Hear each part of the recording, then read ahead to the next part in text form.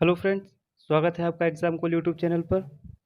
दोस्तों, पिछले लेक्चर में हमने फंडामेंटल राइट्स वाला टॉपिक स्टार्ट किया था। चलिए तो उसी टॉपिक को आगे बढ़ाते हुए आज हम सबसे पहले बात करते हैं फंडामेंटल राइट्स की विशेषताओं की, कैरेक्टर्स की। ठीक है दोस्तों, हमारा टॉपिक है आज का फंडामेंटल राइट्स की विशेषताएं।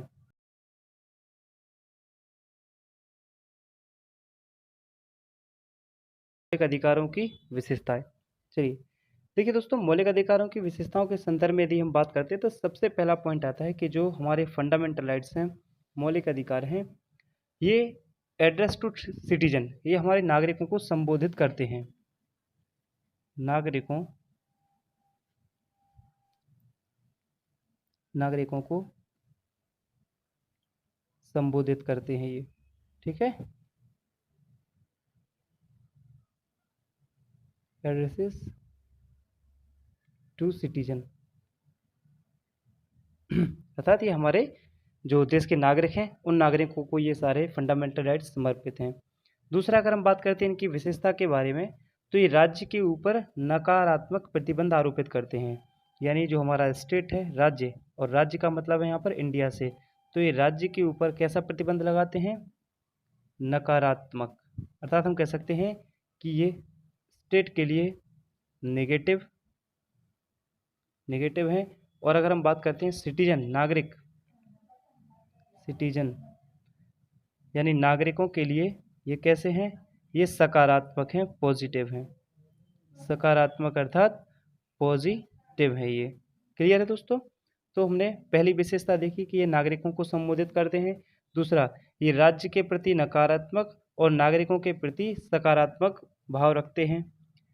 आगे हम बात कर सकते हैं कि फंडामेंटल राइट्स की विशेषताओं की में जो हम तीसरा पॉइंट देख सकते हैं वो क्या हो सकता है कि ये राजनीतिक लोकतंत्र की स्थापना में सहायक हैं। ध्यान रखना, अगर आपसे पूछा जाए लोक कल्याणकारी राज्य की स्थापना के लिए, तो होंगे डीपीएसपी, राज्य के नीति निदेशक तत्व। लेकिन जब प्रश्न पूछा जाएगा कि राजनीतिक लोकतंत्र की स्थापना, राजनैतिक राजनैतिक लोकतंत्र की स्थापना में सहायक है, स्थापना में सहायक।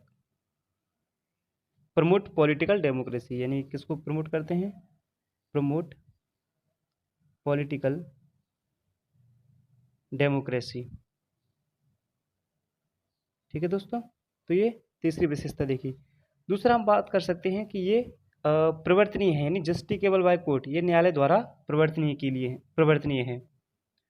जस्टिकेबल बाय कोर्ट, यानी ये न्यायालय द्वारा प्रवर्तनीय है।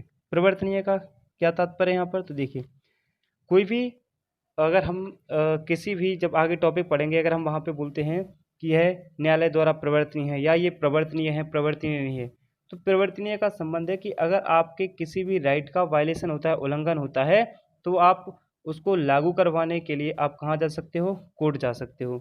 तो वो जो भी राइट होंगे वो कैसे कहलाएंगे? जस्टिकेबल नेचर के कहलाएंगे, यानी न्यायोचित प्रकृति के कहलाएंगे। क्लियर है दोस्तों?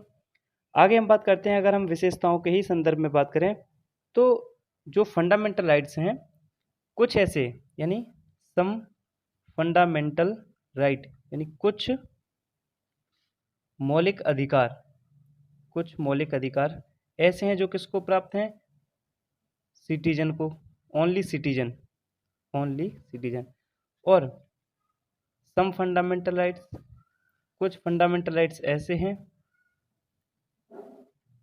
जो कि सिटीजन के साथ साथ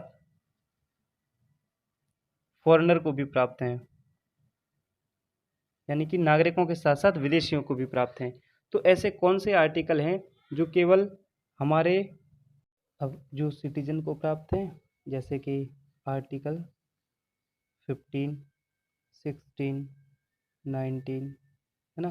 और कुछ ऐसे अधिकार जो विदेशियों को भी प्राप्त हैं, तो हम कह सकते हैं जैसे आर्टिकल 21 है, 25 है। ठीक है, आगे हम और इनको डिटेल में देखेंगे। तो एक ये इसकी विशेषता हो गई। और हम विशेषता की बात करें तो ये संरक्षित हैं। ठीक, protected by the supreme Court of India, यानी भारत के जो सर्वोच्च न्यायालय है उसको उसके माध्यम से ये संरक्षित हैं। ठीक है, सुप्रीम कोर्ट का संरक्षण प्राप्त है। ठीक है, एक तो ये पॉइंट हो गया। तो ये कुछ विशेषता हैं मौलिक अधिकारों की। अब चलिए हम फाइनल बात करते हैं मौलिक अधिकारों की। तो दोस्तों देखिए, अगर हम अपने ये हमारे सारे विशेषताएं कंप्लीट हो जाती हैं। अब हम बात करते हैं, अगर हम अपने बेसिक कॉन्स्टिट्यूशन की बात करें, बेसिक कॉन्स्टिट्यूशन यानी मूलभूत संविधान की बात करें, तो मूलभूत संविधान में जो फंडामेंटल राइट्स की संख्या थी वो थी टोटल 7, यानी जो हमारा मूल संविधान है उसमें टोटल मौलिक अधिकारों की संख्या कितनी है? 7। अब वर्तमान में एट प्रेजेंट अगर हम बात करते हैं, एट प्रेजेंट वर्तमान में अगर हम बात करते हैं कि वर्तमान में कितने मौलिक अधिकार प्राप्त हैं, तो वर्तमान में है 6 फंडामेंटल राइट्स, 6 मौलिक अधिकार हमें प्राप्त हैं। अब जो एक जो 7वां मौलिक अधिकार था जिसको हम बोलते हैं right to property, right to property अर्थात संपत्ति का अधिकार। तो जो संपत्ति का अधिकार है इसको 44वें संविधान संशोधन अधिनियम 1978 अर्थात 44वें संविधान संशोधन अधिनियम 1978 के द्वारा 78 के द्वारा इसको क्या कर दिया गया? इसको डिलीट कर दिया। ठीक है, और वर्तमान में ये जो संपत्ति का अधिकार है ये आर्टिकल 300 ए के तहत कैसा राइट है? अब ये विधिक अधिकार है, विधिक अधिकार हो चुका है, अर्थात ये एक अब लीगल राइट है, लीगल राइट। ठीक, तो वर्तमान में जो कुल फंडामेंटल राइट्स हैं उनकी संख्या कितनी है? 7। ठीक, चलिए अब जो वर्तमान में जो फंडामेंटल राइट्स हैं उनकी संख्या है 6। अब जो 6 फंडामेंटल राइट्स हैं हम उनको देखते हैं एक एक से कि कौन कौन से फंडामेंटल राइट्स प्राप्त हैं। तो सबसे पहले अगर हम बात करते हैं तो right to equality, right to equality अर्थात समता का अधिकार, समता का अधिकार।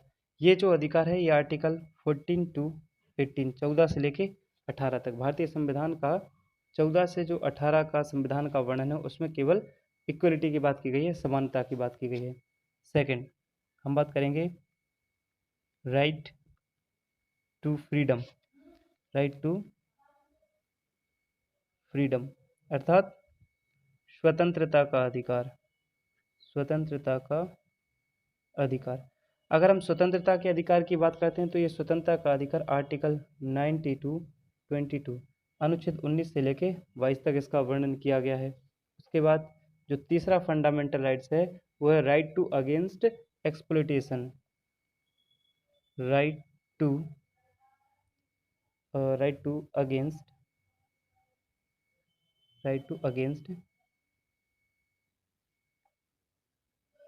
एक्सप्लॉइटेशन अर्थात राइट टू अगेंस्ट शोषण के विरुद्ध अधिकार, शोषण के विरुद्ध अधिकार।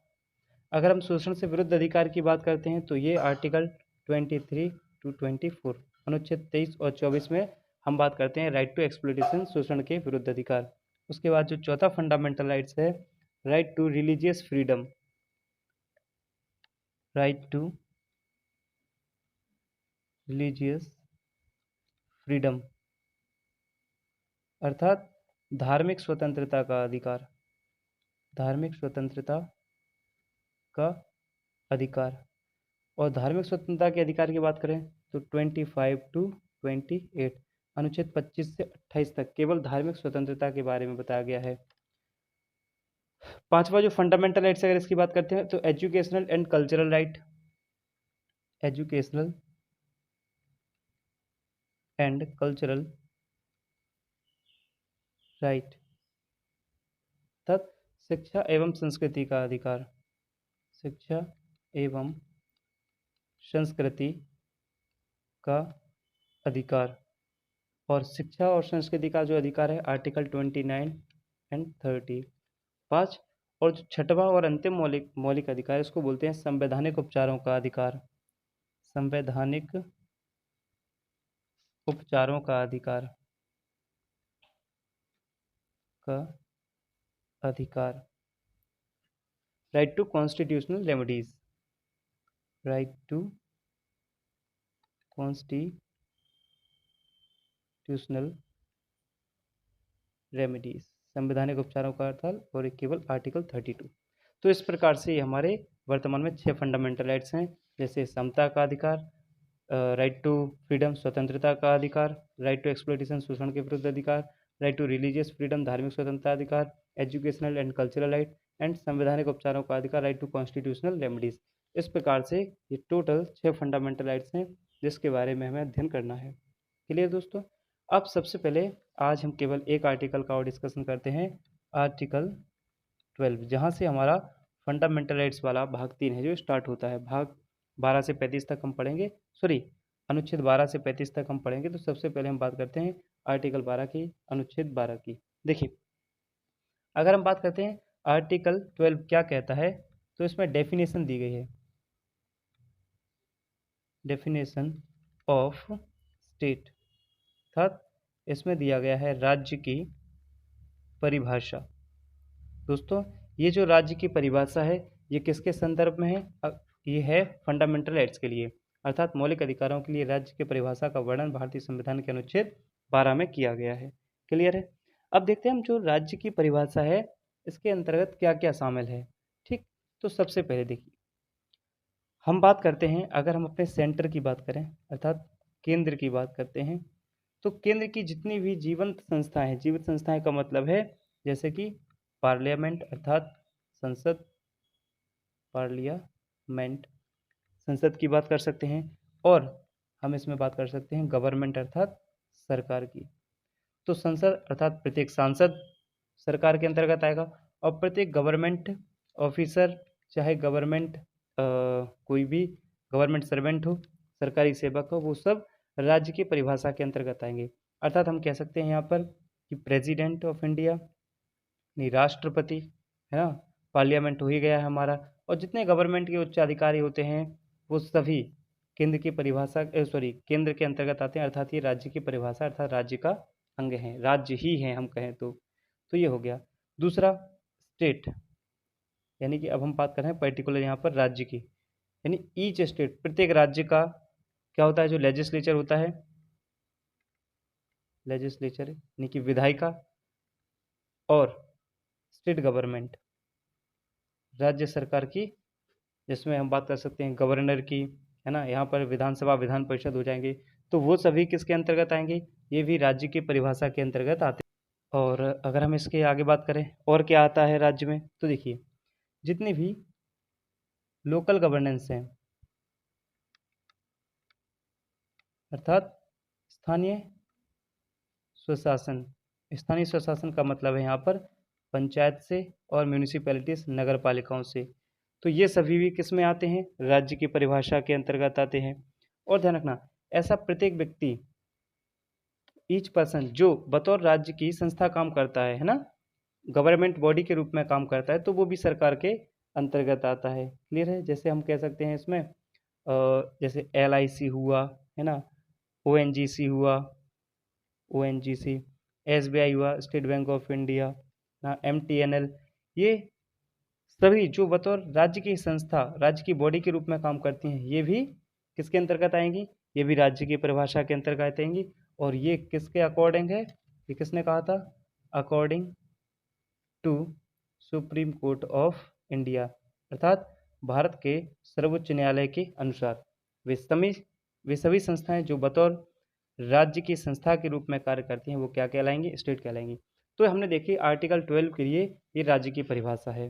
ठीक, तो राज्य की परिभाषा के अंतर्गत संसद और केंद्र की सरकार, लेजिस्लेचर जिसमें विधानसभा विधान परिषद और राज्य की सरकार, इसके बाद स्थानीय स्वशासन जैसे पंचायत, म्यूनिसिपैलिटीज़ और वो सभी संस्थाएं जो गवर्नमेंट बॉडी के रूप में काम करते हैं, जैसे LIC, ONGC, SBI, MTNL, ये भी क्या कहलाएंगी? ये भी आर्टिकल 12 के अकॉर्डिंग राज्य के अंतर्गत परिभाषा, राज्य की परिभाषा में शामिल है। आई होप आप समझ गए होंगे। तो ये आर्टिकल 12 था। तो आज के टॉपिक में हमने बात करी है फंडामेंटल राइट्स की विशेषताओं के बारे में। उसके बाद हमारे मूल संविधान में कितने फंडामेंटल राइट्स थे, प्रेजेंट में कितने हैं, किस फंडामेंटल राइट्स को किस संविधान संशोधन के अधिनियम के तहत इसको डिलीट कर दिया गया है, वर्तमान में उसकी क्या स्थिति है, ठीक। और उसके बाद हमने अपने सारे ही 6 मौलिक अधिकार देखे, जिसमें हमने समता का अधिकार, स्वतंत्रता का अधिकार, शोषण के विरुद्ध अधिकार, धार्मिक स्वतंत्रता का अधिकार, शिक्षा और संस्कृति और संवैधानिक उपचारों का अधिकार, और इसके बाद आज हमने आर्टिकल 12 की बात कर ली है। अब दोस्तों नेक्स्ट लेक्चर में हम अपना आर्टिकल 13, 14, 15 इस प्रकार से अपना फंडामेंटल राइट वाला टॉपिक जो है आगे लेके चलेंगे। तो वीडियो अगर पसंद आई तो दोस्तों लाइक करें वीडियो को, ज़्यादा से ज़्यादा इस वीडियो को शेयर करें अपने दोस्तों के साथ, कमेंट करें, और यदि आप हमारे चैनल पर हैं तो हमारे चैनल को सब्सक्राइब करें। थैंक यू, धन्यवाद।